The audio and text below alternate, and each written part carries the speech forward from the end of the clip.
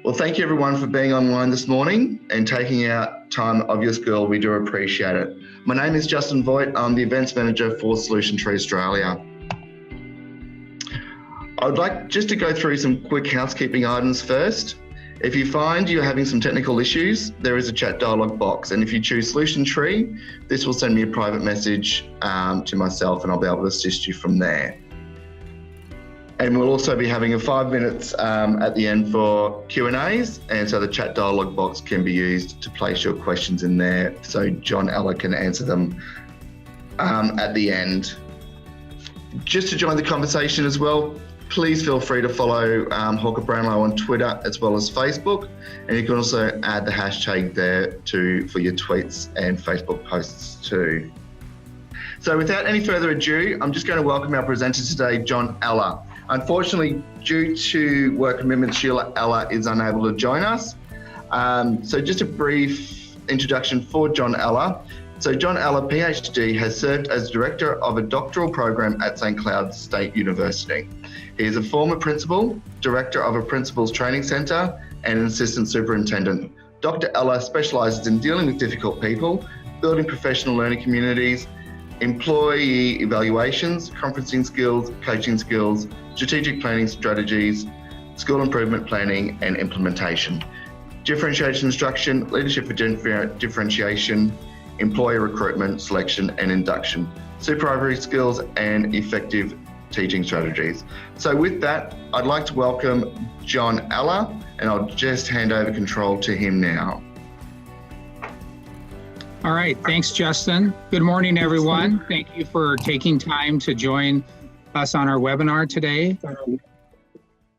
Okay, so again, welcome everyone. Thank you for joining our webinar today. As Justin mentioned, Sheila is unable to join us. It's the springtime here in the States, and so it's really a very busy time of the school year, and Sheila has several evening awards banquets for her students, so she can't attend.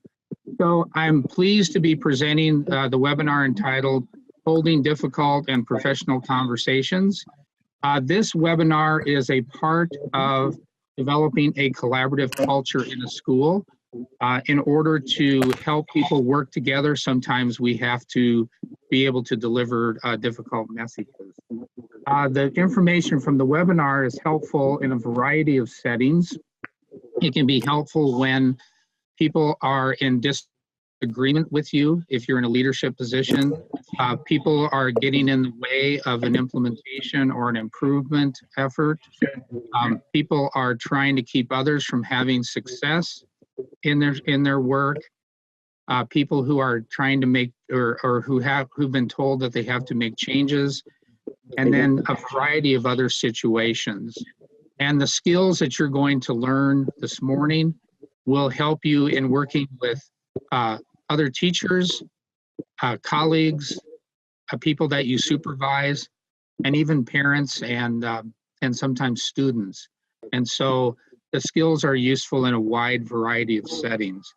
And what we're going to be focusing on this morning are very practical ideas and strategies that you can take back and implement right away. So the first slide that you see listed here is the outcomes of the webinar. And I'd just like to kind of highlight some of the outcomes. The first thing that we're going to spend a few minutes on relates to understanding what could be motivating these difficult behaviors or what could be behind them. We're also going to look at ways that we can de-escalate emotions when we're having a difficult and professional conversation. Many times people can become irrational and hard to work with, but there's techniques that you can use that actually help to lower the anxiety, lower the anger during a conversation. A key element that we're going to look at is when you are having a conference or a difficult conversation, we want to set the proper tone. So we're going to talk a little bit about that. We're going to look at the importance of being clear and precise in our wording. And then I'm going to share with you a template that will help you to both plan and deliver difficult and growth-related conversations. And then finally, throughout the session, I'll be sharing some practical examples and some situations where either we've used these skills or we have worked with others who've used these skills. Just quickly highlight some of the recent books that we published through Solution Tree. The reason that I'm sharing this is so that you can kind of get an idea for the context by which we are coming at the topic. So our latest book, which is going to be released in June, is called Flip This School. It deals with school turnaround, the school turnaround process. On Friday, we're going to be presenting a webinar on a book called Thriving as a New Teacher and Strategies and Tools to Help First-Year Teachers Be Successful. And then tonight's webinar is really based on information from 3 different sources. The first is called Working with Difficult and Resistant Staff, which is this idea of what are the different types of difficult people that you may encounter, and then what are strategies to work with them. And another book that some information for tonight's webinar was taken from is called Score to Soar. This is a book related to moving from teacher evaluation to actually helping teachers grow professionally. And the third book, which we specifically authored for Australia and New Zealand, is called Achieving Great Impact. And this is focusing on helping teachers move toward growth, but looking at how do you work with them as a colleague, how do you help them to understand what needs to change, that sort of thing. There are several foundations that are going to be helpful for you to consider as you approach this idea of holding a difficult and professional conversation. The first is that you need to find a way so that you can maintain your composure and your self-control. If the person that you're having a difficult conversation knows that you are getting to you, then sometimes they can win the battle. So it's important that you think about, how can I maintain my composure during the conversation?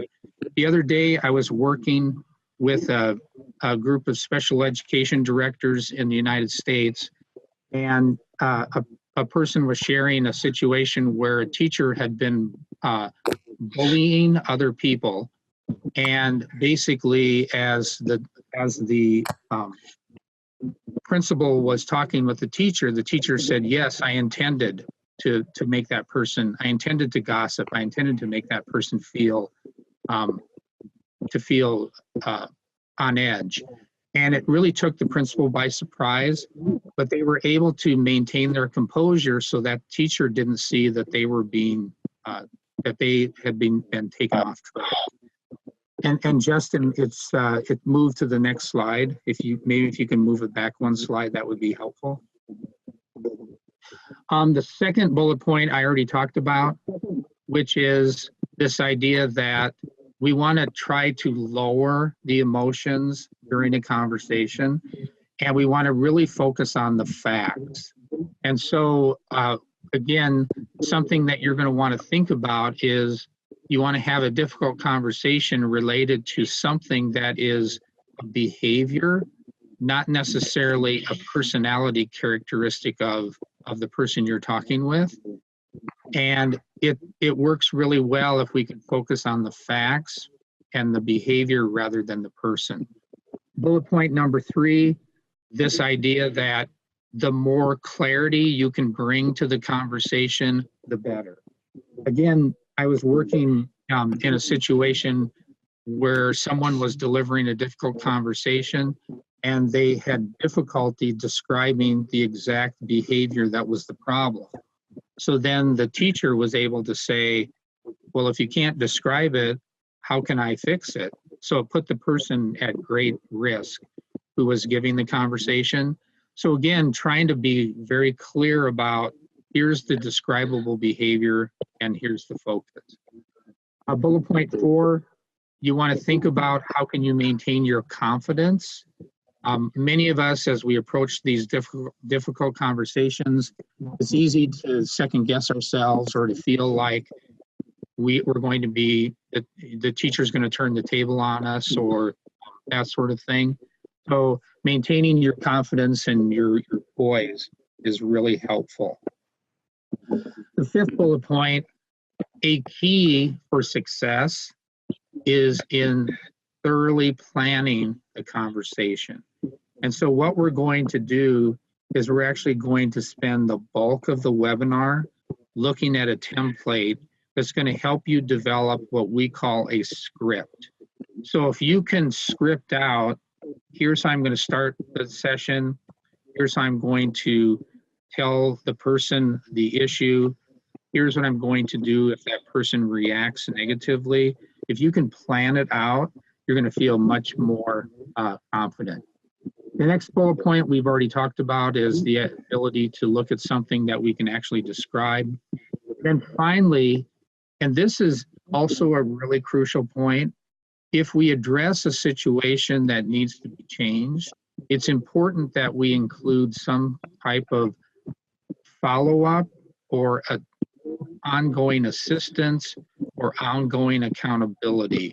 So we're going to talk again as we look at the template about all of the ideas that you can use to provide some type of follow-up to help keep the behavior moving along in a productive way. All right, and this information comes from our book, Working with Difficult and Resistant Staff. And based on some of our research that we've conducted and also our own experiences and the experiences in working with others, we found that there are several points that are really important that we need to have in order to be able to deliver a difficult conversation. The first point is we need to be clear and have accuracy in describing the behavior. And I've kind of addressed that earlier as one of the foundational pieces to keep in mind. So if you don't understand or if you can't describe your expectations, it's very difficult to be successful when you're delivering a difficult conversation. The second point is the idea of being able to develop a very clear and direct script in planning the conference. So again, the bulk of what we're going to be spending our time on this morning is going to be thinking about, and I'll be sharing with you some of the points that you're going to want to use when you plan the conversation. Thursday, I was working with a group of leaders, and they actually spent a couple of hours actually thinking about and developing a plan and practicing a difficult conversation. So that's a real key. The bullet point 3 we talked about in the previous slide, which is how do you build up your confidence in telling the person? You have to think about your position. Maybe you have positional power, maybe you have informational power, but your ability to let the person know, here's the issue, and then feeling confident that you've addressed the issue.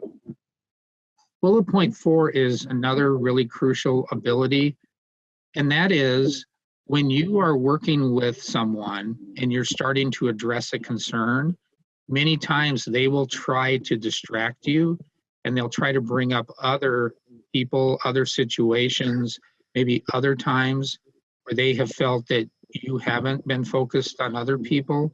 So the ability to keep the conversation focused is really crucial. Later, we're going to look at 2 skills that are helpful for this. One is called framing, where we draw a verbal boundary around the conversation. And the second is reflecting or paraphrasing, where we are able to acknowledge what people say, what people have told us, and then continue to move forward. The next aspect, if you're in a leadership position or if you're in a supervisory position, you're going to be able to deliver what we call directives. In the States, our principals have positional authority, so they're able to provide directives or, in a sense, kind of orders for people to do things. Sometimes, if you have that positional power, you're able to say, you must do this, or this is something that you need to implement. So that's an important element. If there are any consequences for not implementing the directive or implementing the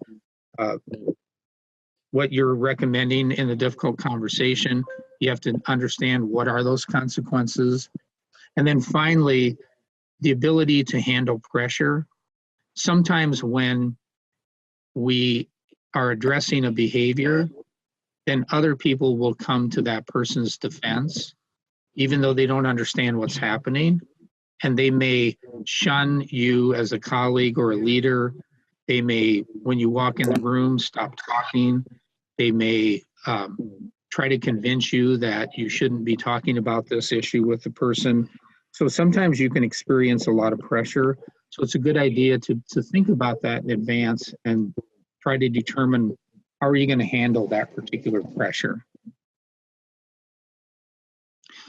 There are several things to consider when you are planning to deliver a difficult conversation. And all four of these areas really focus on what could be behind the difficult behavior, what could be behind the problem. You want to try to think about that before you address it so that you can focus on what might be a strategy that could help this person get out of the situation. For example, previous experiences. Let's say that a previous leader had implemented something incorrectly. This person might be wary of following your recommendation because they had a bad experience before. So if that's the case, you're going to have to help.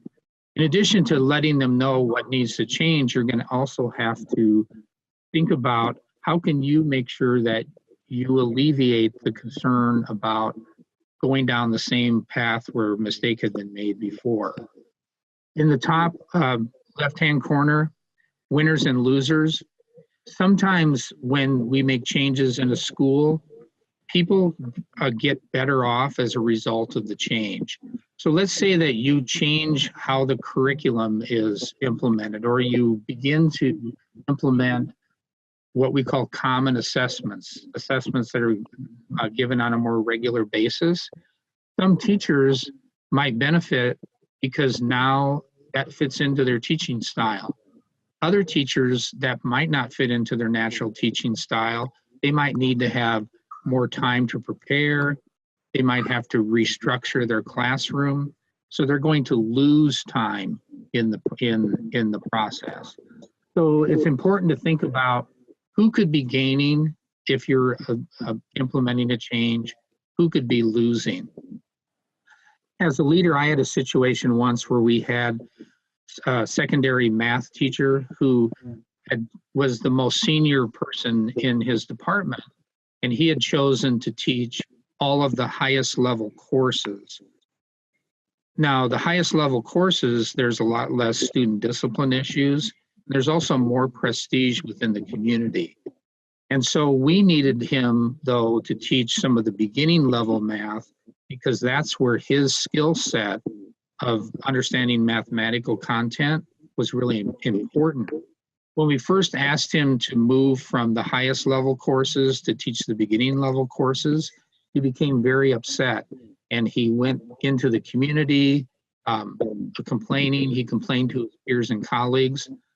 After we looked at the situation and we figured that he felt he was losing the prestige and the ability to teach without a lot of behavior disruptions, we had to take that into account as we worked with him.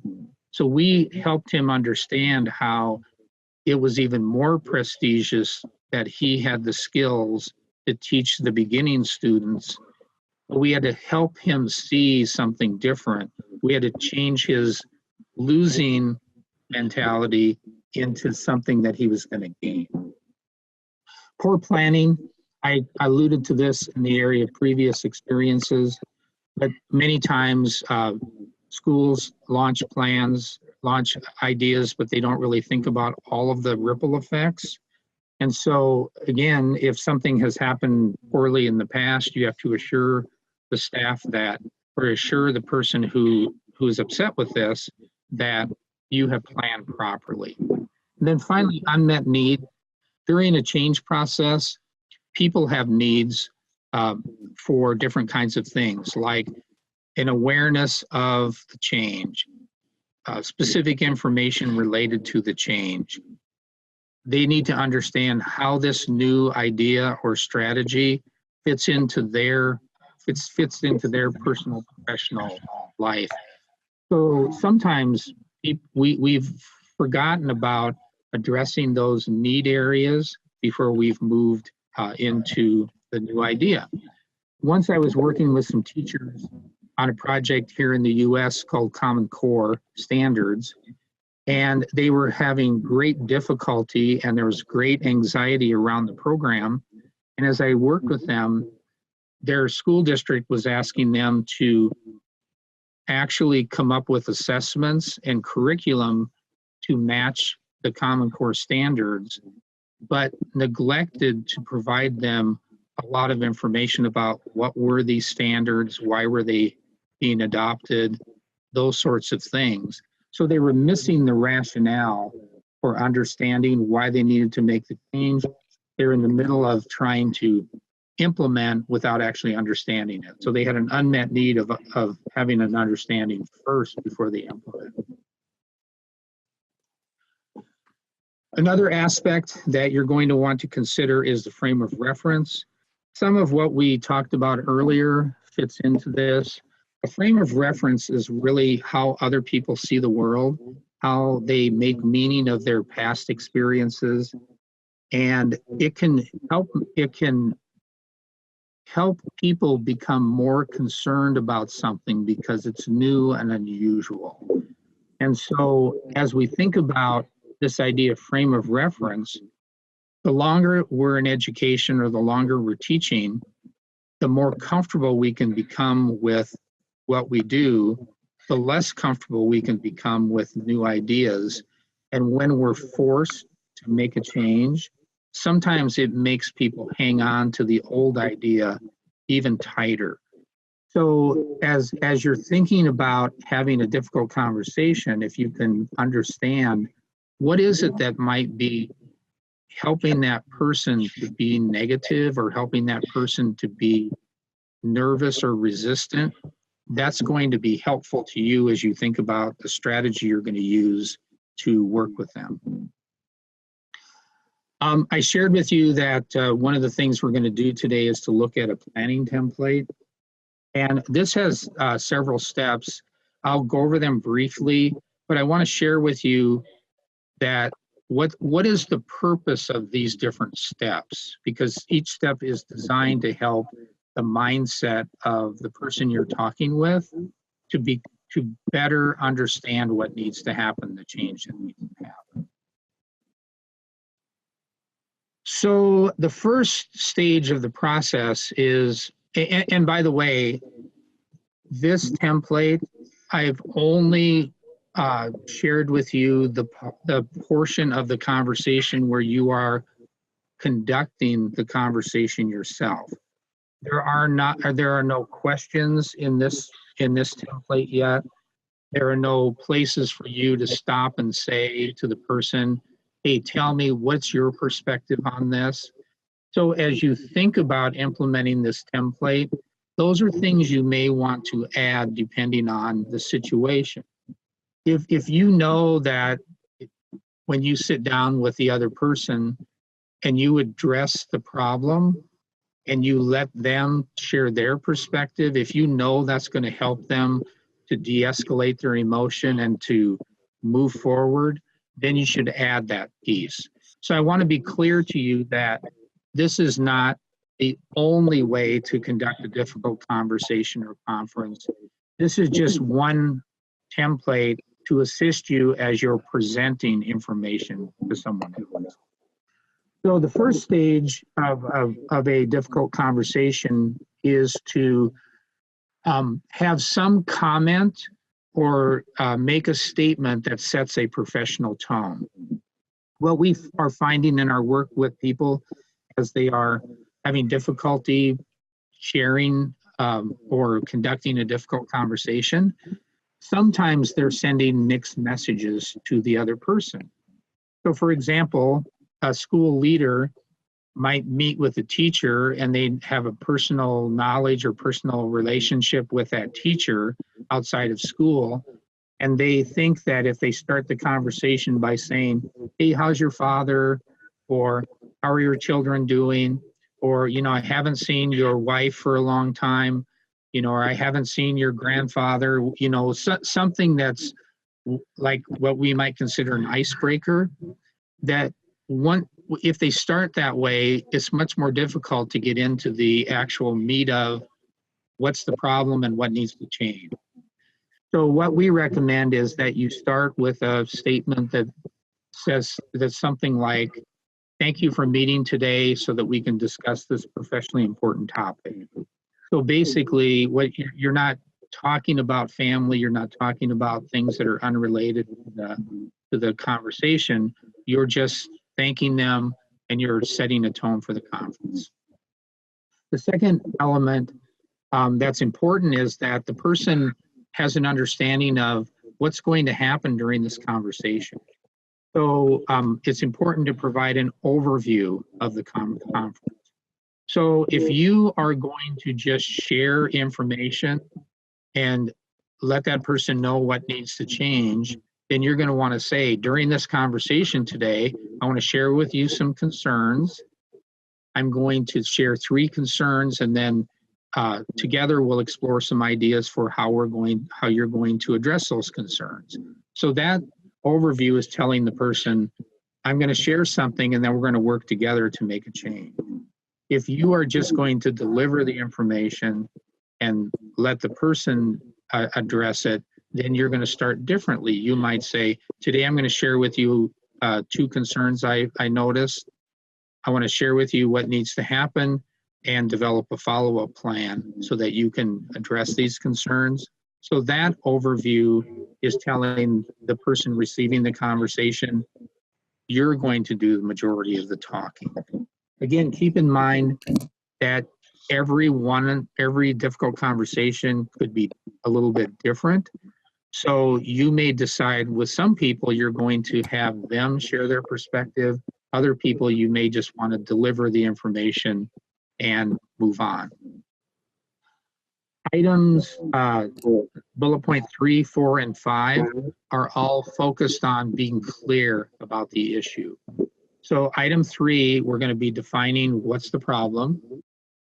If it's what they're doing is something that is not within your standards or your expectations of them related to the organization, you're going to talk to them about the fact that it's not meeting the expectations.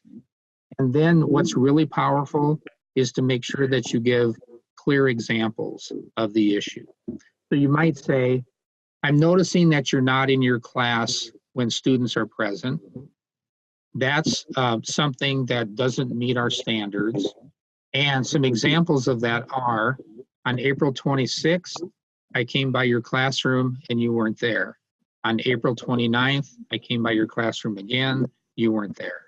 Again, when you're getting ready to hold a difficult conversation, you're going to want to think about what's the evidence, or what's the observable behavior that I have that I can share. The next one down deals with this idea that we've now addressed the problem, but now we need to define what needs to happen in place of the problem behavior. Again, there's 3 bullet points that deal with that. What one is just telling them what needs to happen differently. Then you want to share what are some examples of what the new behavior might look like. And then finally, you're going to define the effect, or what we call the rationale. Now, again, many times people have difficulty with these kinds of conversations because they address what the problem is, but they never let the person know what is the needed change. So that's an important part, because if you don't tell them what is it that needs to happen differently, then whatever they do to stop the behavior may seem acceptable to them. So again, you're going to want to think about that. The second from the bottom bullet point, this is a crucial part of the difficult conversation, before the person leaves, and I've listed this as an employee, but this could be with a teenage child, this could happen with a colleague, this could happen with a parent. We're going to ask them to tell us, what did they learn in this conversation? What is it that they have gained, and what's going to be different? Now, again, when you think about these conversations, our tone and our precision of language is really important. So if it's a really serious situation, we're going to ask the person in a serious question that's going to evoke what's going to happen. So for example, let's say again, the person's not supervising their classroom properly, then you might say, okay, Bill, tell me, what's the issue that we looked at today, and how is that going to change in the future? So we're taking on a more serious tone in the question. Let's say that you're going to share something that's sort of minor, and you want to help that person refine a behavior. Then the question might be less serious sounding. So you might ask the question, what did you learn in our conversation today, and how are you going to change? How's it going to help you change your teaching? So you could see in the first one, my language was more direct and my voice tone was more direct. In the second one, it was a little bit more light, because again, it's not a severe situation. And then finally, the last bullet point, and this is what I mentioned as a really important element, is follow-up. So at the end of the conversation, we want to let the person know that either we're going to follow back and we're going to check and see how things are going and making sure that they've made the change, or we're going to follow back to support them as they make a change. So again, let's go back to the example of the classroom. They're not supervising. You might say, I'm going to come down several times next week, and I expect you to be in the class with your children. So that's more of an accountability statement. If you're going to be providing assistance, you might say, I'd be happy to meet with you Monday and to help you plan how you're going to make this change in your teaching. So again, hopefully you see the difference, that the follow-up can either be accountability or it can be support. But in both cases, we're telling the person informally, this is really important and we need to make sure that this gets put into place.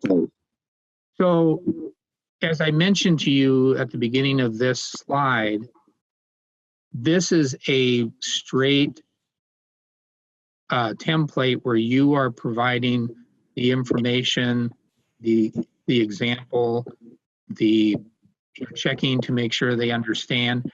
This is directed by the person conducting the conversation. If you feel that I want to share with them a concern, but then ask for their perspective, then you can build that into the template. Or if you want to open up the conversation, set the tone and provide an overview, and then ask them how they think things are going and get their perspective first, you can build that into the template. So this template acts kind of as a skeleton that you can add things onto. Now, two more pieces before I move on to the next slide. This template does not include any positive information or reinforcement for things they're doing well. That is a larger conference that sometimes we call the sandwich conference, where we share a positive at the beginning of the meeting, a growth area in the middle, and we end with a positive. You can build that in. You can have the positive before this. So that's something to keep in mind. You don't have to approach this in a negative manner. This can become part of a positive reinforcement and then sharing with them something that needs to change, and then ending with the positive again if you want to do that. But what we're finding is it's difficult sometimes for people to actually name and address what needs to change. So that's why we focused on the difficult part in this particular webinar. There's several tools that are going to help you de-escalate emotions and also to keep the conversation on track. And I'm just going to briefly discuss those. Well, one skill, and I don't know if you can see the bottom of the slide, but one skill that is really crucial for working with people who are upset and angry, and again, parents, colleagues, people that you work with, teachers, and so on, is what's called temporary suspension of opinion. This is where you temporarily withhold your opinion to let the other person get their ideas out. And this can be helpful in three ways. And again, when we work with leaders, we spend a lot of time on this particular element because this is a foundation for success. But there's three things that can happen. You can become a better listener, so you're better at understanding the situation. The second thing is that you can become better as you're listening to the person. You can diagnose what's going to be my next step. How am I going to work with them? What's going to be my next strategy? And then the third piece is it helps you when the person becomes emotional and possibly attacking you and being negative. It's easier if you use suspension that you don't take on that particular poison. So again, this is a really crucial skill in delivering a difficult conversation. The next skill, and again, the bottom of my frame is cut off. This is a skill called framing. This is where you draw a verbal boundary around the conversation. You might think of this skill as the agenda for the meeting. And in the second step of the difficult conversation planning template, we had a step where you outline what's going to happen during the conversation.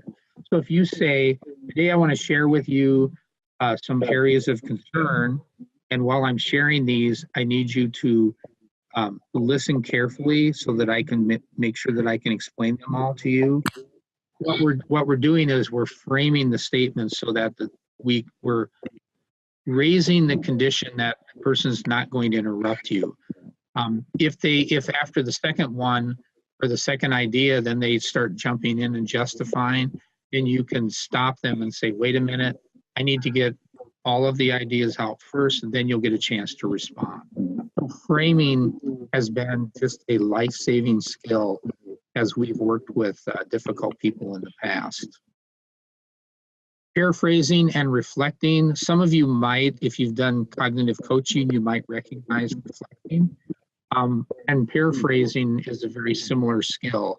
Both of these skills are what we call acknowledgement skills. That is, you are telling the person that you understand or you have heard what they've said.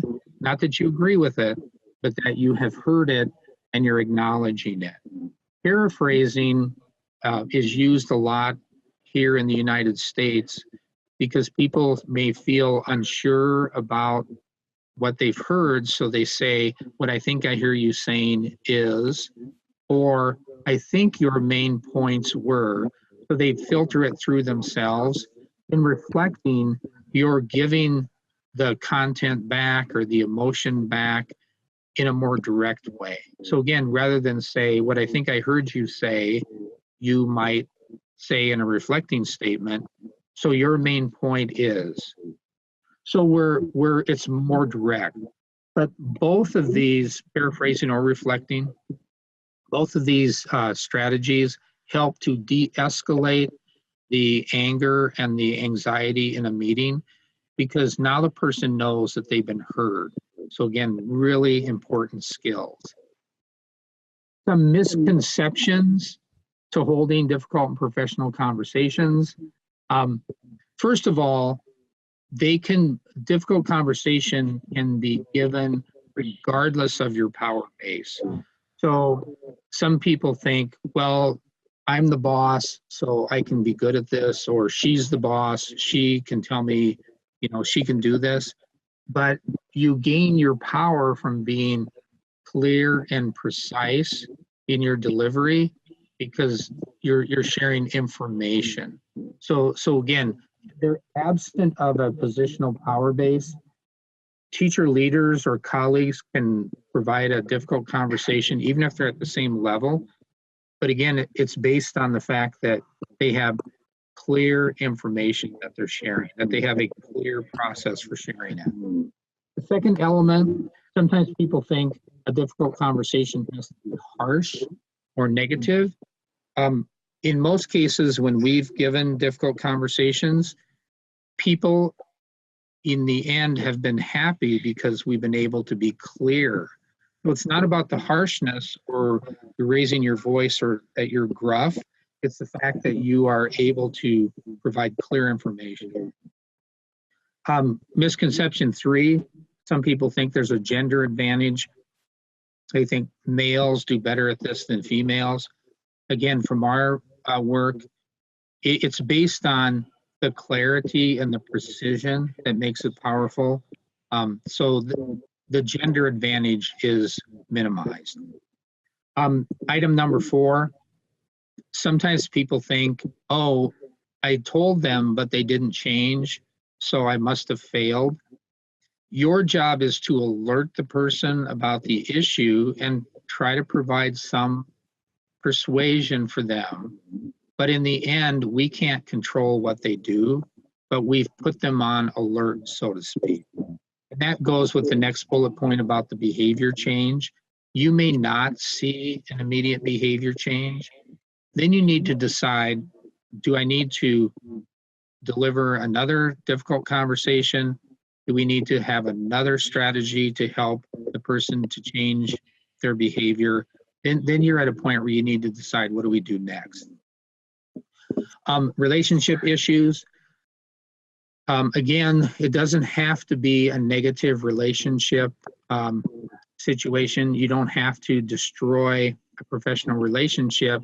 You're just providing clear and helpful information. And then finally, there is no one right way to do this.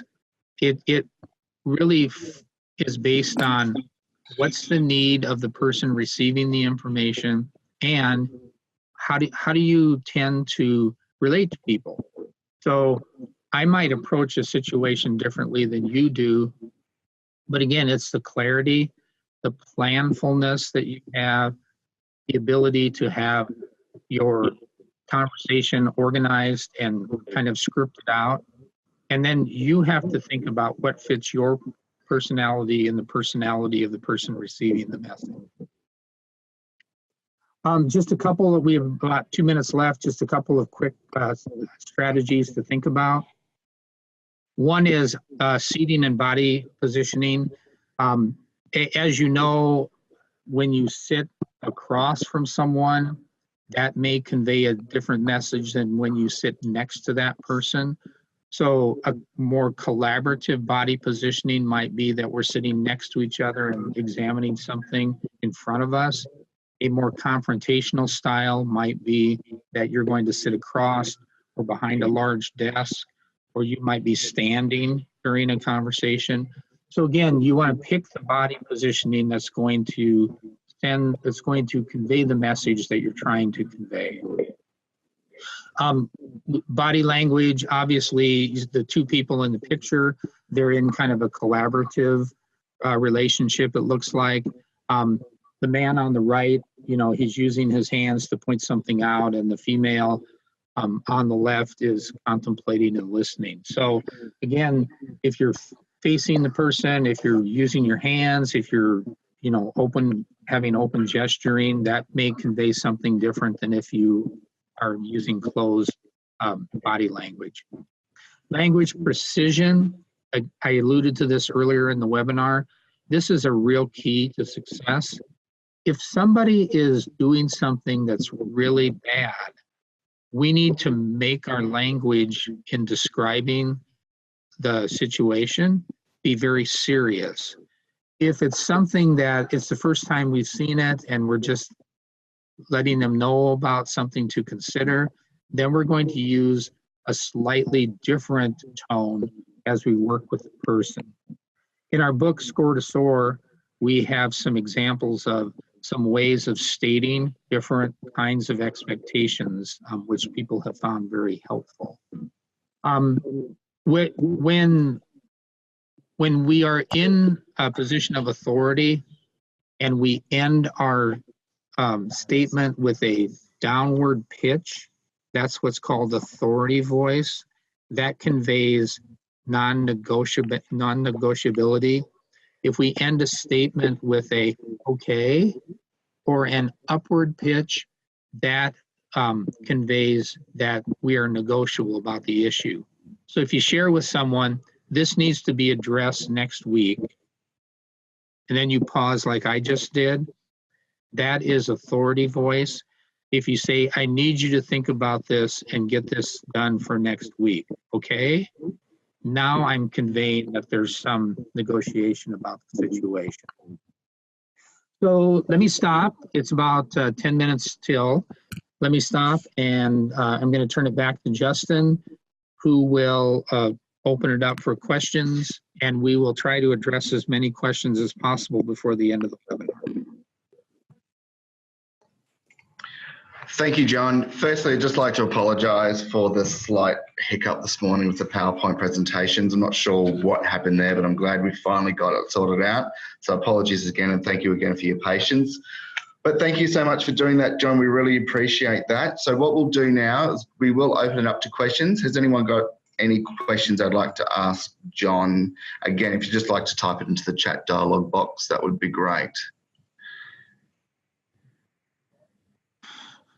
So Justin, they pop up in my dialogue box, or do you have a place that you store them and then you'll read them once they come in? So I will read them now. We've actually just got one in from Sue Kennedy Branford. Thank you, Sue. What is the best way to work with a person whose reaction is one of passive aggression? Okay, so thanks, Sue, for the question. And keep in mind that there are no necessarily perfect ways to address situations. It could be that the passive aggressiveness is masking some other issue that the person has, but I'll just give you some quick feedback. Well, one of the things that you're going to want to think about is, now that you know that, you are going to want to construct the conversation and break the suggestions into small pieces, and then periodically stop and check to make sure the person understands, not that they necessarily agree. Because passive aggressive people may sit and they may decide, well, yeah, I'll just shake my head and then I'll just go about doing my normal behavior. You're going to want to, if it's a complex situation, you're going to want to break it down into parts. Then you're going to stop periodically and say, so tell me, what have we talked about so far? So tell me, what's the next piece we talked about? And then it's going to be important for you to think about what would be a follow-up that you could actually follow up on. So if you ask the person to make a change, you're going to want to try to get a commitment for a short time from the meeting to begin to implement the change. Then you're going to want to be kind of connecting with that person and watching them as they change. Now, passive aggressiveness is kind of a hard thing because it manifests itself in many different ways. They might do this when they see you, and then they might go back to their old behavior when they don't see you. But if you're going to have to, if you want to follow, you're going to want to follow up with them, have more regular visits to make sure that they stay focused. Thanks, John. We've got another question from Kate Roberts. What are your thoughts on conversations that can't be had face-to-face? For example, if it's via phone, online, or email? It's more difficult. Some people are really good at having conversations on the phone or having conversations over things like Zoom, like we're having today. I find that it's the best is face-to-face, so you can look at you can watch the reactions and you can get a more personal connection. I've had conversations like this using technology, and they move along much slower. And I found that I've had to break them into smaller parts. So because we don't know what's happening on the other end with their reactions, and we can't really get a sense for what they're thinking, it may be helpful to break something down so that if it's a larger behavior, we look at one part of it, the next time one part of it, the next time one part of it. So definitely there needs to be some verbal interaction. We have in the States, we have some principals who think that they can have a difficult conversation by sending out an email. Email is an efficient communication vehicle. It's not always an effective one. So to me, I think that they have to be as much face-to-face as possible. Thanks again, John. Another question from Daniel McClintock. How do you know it's time to pause or abandon a conversation that is off the rails and reschedule for later? And this is from Daniel? It is indeed, yes. Okay, yeah, thanks, Daniel. So you can sense when you're starting to notice, if you're face-to-face, you're going to start to notice the person's nonverbal body movements become very tense. You might pick up that they're becoming more harsh. You can see maybe their eyes might be welling up with some tears. If you can visibly note that they're becoming more and more upset, more and more unable to think, then you might want to call a timeout and basically say, hey, I can see, Daniel, that this is very upsetting to you. Let's stop and let's come back to this. Let's take a break and let's come back to this tomorrow. Now, on the positive side, that's helping to maintain their maximum amount of being able to pay attention because the emotions aren't overcoming them. But on the negative side, sometimes people, when we send them away and they come back the next day, they come back actually much more empowered and much more ready to have a fight. So you've got to weigh that out. Or they might get some witnesses or some people who can strengthen them so that they become stronger. So you have to make that decision kind of based on what you think may be in the best interest of making this a productive situation. Now, keep in mind, sometimes people, when you say hello, they might start crying. So you have to also think about that particular piece. Is this something you have to, and again, your intuition can tell you this. Are they manipulating me or are they really upset? And then if it's a manipulation, you might want to acknowledge their emotion and say, it looks to me like you're upset. That's a reflecting statement. And let's stop for a moment and let's refocus. And then without breaking up the meeting, maybe just that acknowledgement of the emotion may also help to kind of level them so that they feel that they can continue. Thank you, John. Thank you, Daniel. Is there any other questions before we end this webinar today? Okay, so thank you very much, John. Thank you for your time that you've done to support our work over here in Australia. And thank you to all you who've attended today also. We do appreciate the time you've taken. This webinar will be recorded and emailed out to you all so you can actually view it later and share it between your teams also. I'd just like to highlight that this Friday at 9 a.m. we do have another webinar with Sheila Eller, and that will be Strategies to Thrive as a New Teacher. My contact details are on the screen, so if you do need to get in contact with me or if you need to ask any other questions, please email me direct. So thank you once again to everyone. We hope you have a great day and we look forward to connecting with you soon.